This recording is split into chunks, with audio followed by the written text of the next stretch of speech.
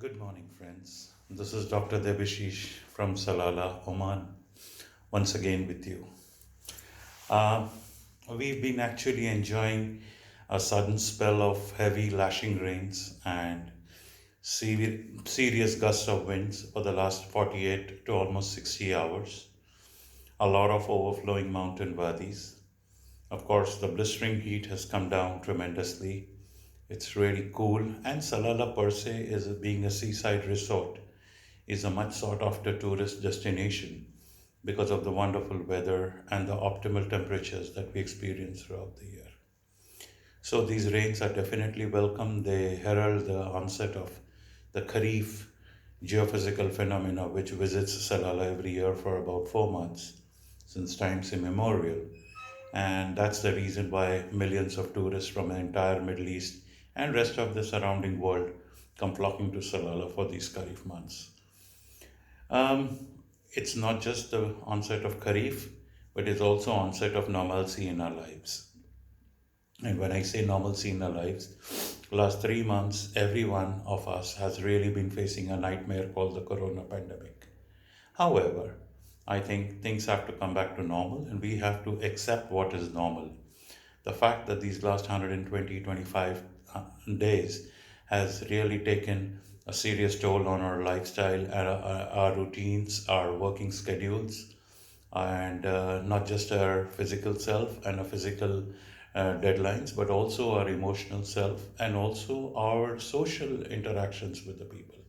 So I think it's time that we really shake the towel and wipe away all the dust of complacency, procrastination, fears, uncertainty, and really start accepting, embracing, and stepping into our lives with full gusto and enthusiasm.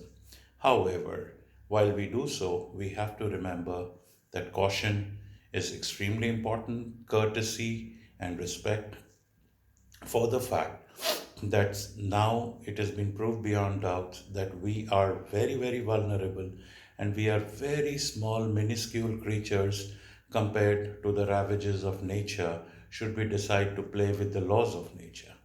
The viral pandemic of COVID 19 has proven that if we neglect for a series of events and a period of time the basic requirements of hygiene, healthy, safe, and clean living, then we reap the benefits of such a severe pandemic, which cost so many precious human lives all over the world. As we inch our way back to normalcy, as we tread back cautiously into the normal situation and the working patterns of our life, let us not be upset, let us not be depressed, let us not be fearful. At the same time, let us remember, for example, I've decided that year after I'm going to respect the laws of social distancing. I'm going to avoid going out openly coughing, sneezing, or interacting with people. Should I be running a flu or should I be running flu-like symptoms?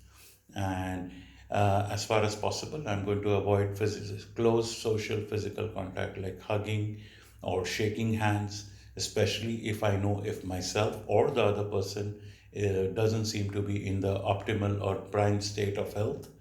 So these are small, adjustments that if we decide to follow, then we will, at the end of the day, only remain safe for ourselves. Not just that, everybody needs to remember that each and every one is emotionally a bit stretched, emotionally a bit hassled, and people are, especially the majority of the population, which is not, belonging to the medical fraternity.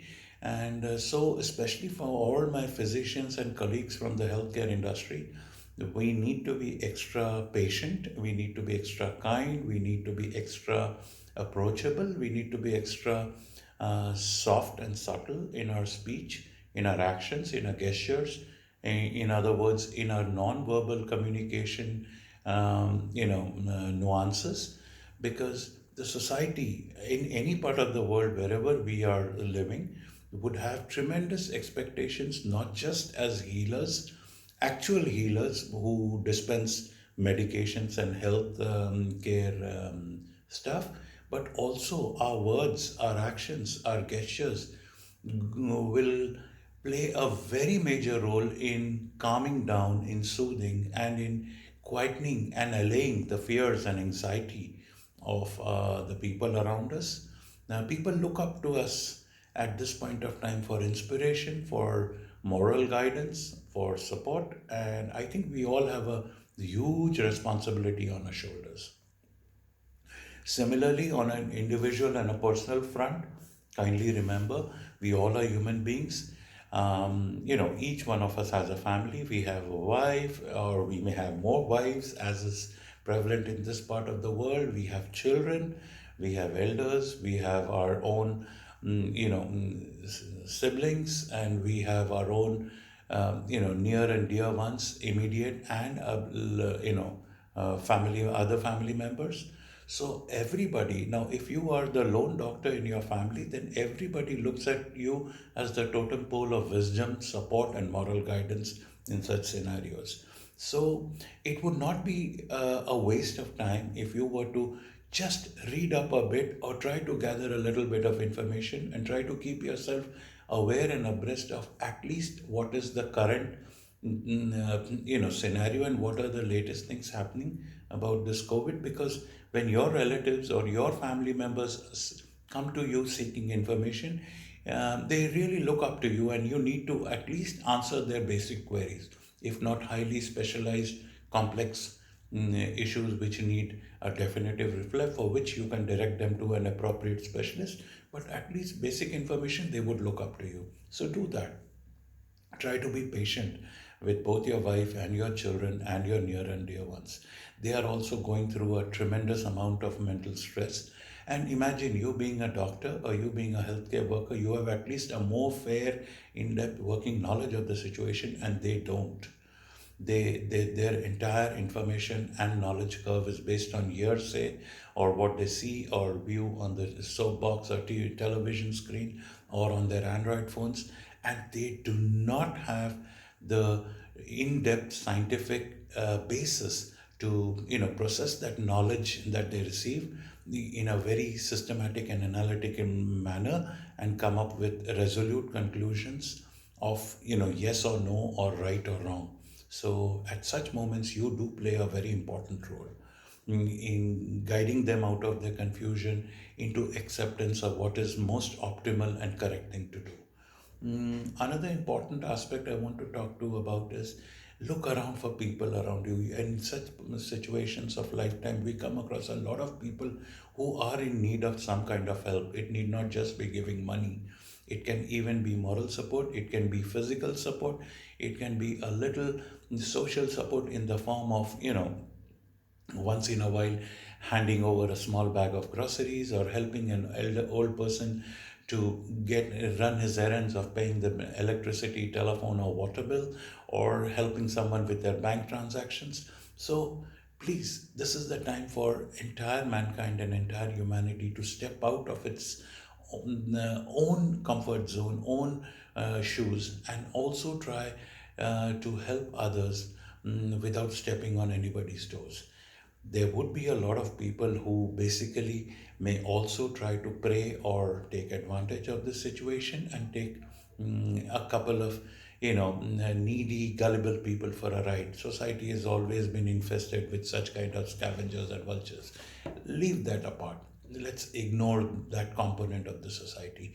But I guess it's time for all of us to be a little more human and humane in looking at the world around us, not just with us in it as the center of attraction and focus and concern, but also the other human beings who inhabit the orbits and the peripheries of our society. And, because when the process of rehabilitation and recuperation from such a massive pandemic situation requires each and every arm to wrap around each and every shoulder around and form a a concentric and cohesive circle, so that we all, you know, uh, uh, march together like a bundle of matchsticks, which is very difficult or almost impossible to break than a single matchstick which snaps easily when tweaked. So, my dear friends, it's not trying to be philosophical, it's not trying to be very advisory and trying to be very wise, but I keep on making these kind of video narratives because I just like to, loudly speak what goes on in my mind.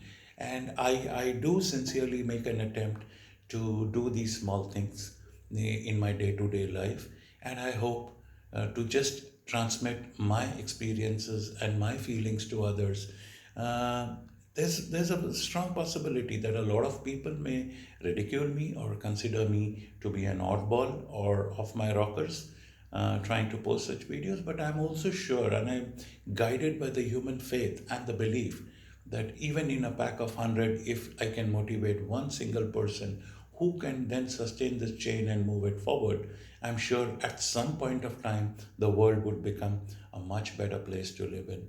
So I sign off here after having shared what I had ruminating in my mind, and I feel light, I feel relieved, I feel happy that at least I made an effort to make a small change and a small difference in this world which is going through such a nightmarish experience. God bless everybody. God bless every one of us.